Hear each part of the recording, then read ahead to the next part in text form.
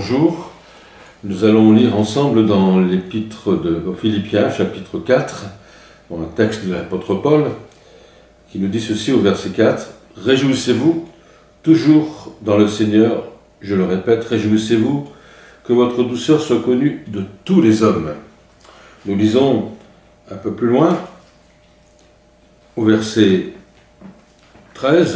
12, « Je sais vivre dans l'humiliation, je sais vivre dans l'abondance.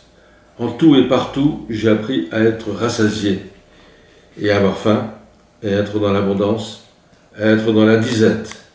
Je puis tout par celui qui me fortifie. » Cette lettre, ces extraits de la lettre de Paul, chapitre 4 de Philippiens, nous montre combien l'apôtre Paul vivait pleinement en Jésus-Christ.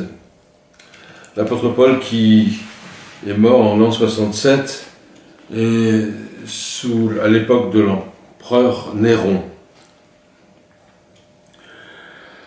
Aussi un texte qui nous intéresse dans 1 Thessaloniciens chapitre 5 verset 18, « Rendez grâce en toutes choses, car c'est à votre égard la volonté de Dieu en Jésus-Christ. » Et pourquoi lire ces textes? Simplement pour pouvoir vous parler du contentement. Le contentement. Quand je pense au contentement, je repense un peu à cette image que vous connaissez sans doute tous, ces petits bonhommes bleus, les Schtroumpfs. Les Schtroumpfs, l'un d'entre eux qui est toujours mécontent. Il est jamais ça va. Il fait beau aujourd'hui, non, j'aime pas le soleil. Il pleut, j'aime pas la pluie. Il n'est jamais content. Et c'est vraiment un individu qui est constamment mécontent, mais mécontent, pas possible. Un poète a écrit un jour, en règle générale, l'homme est insensé.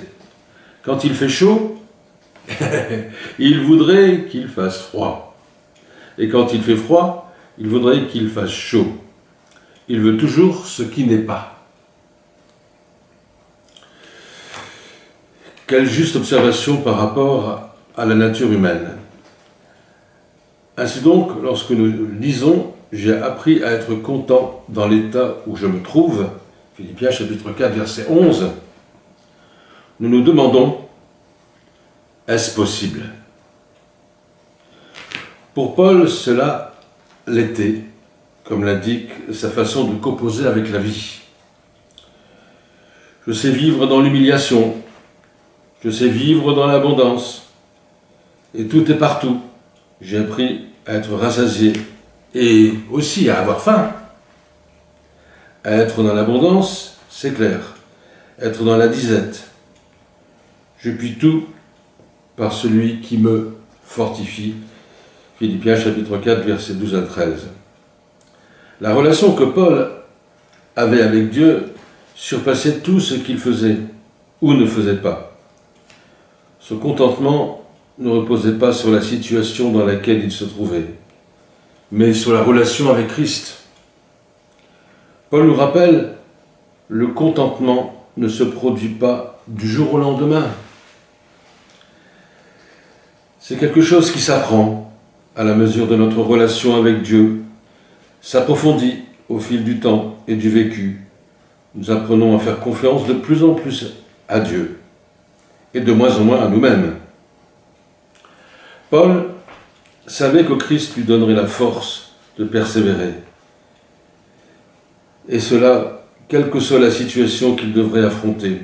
Au verset 13, « Je puis tout par celui qui me fortifie. » Et nous savons comment Paul a été exécuté par les Romains. Il a été décapité, et néanmoins, il avait ces paroles dans son cœur. Peu importe à quoi vous faites face aujourd'hui, et vous avez sans doute des difficultés dans votre vie, des problèmes, des soucis, des fardeaux. Je répète, peu importe à quoi vous faites face aujourd'hui.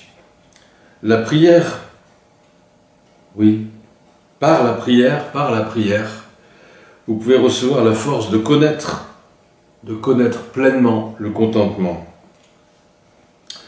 Dans Hébreux chapitre 13, nous lisons au verset 5 à 6, « Contentez-vous de ce que vous avez, car Dieu lui-même a dit, je ne te délaisserai point, je ne t'abandonnerai point. » Nous trouvons le contentement là même où se trouve le salut en Jésus-Christ.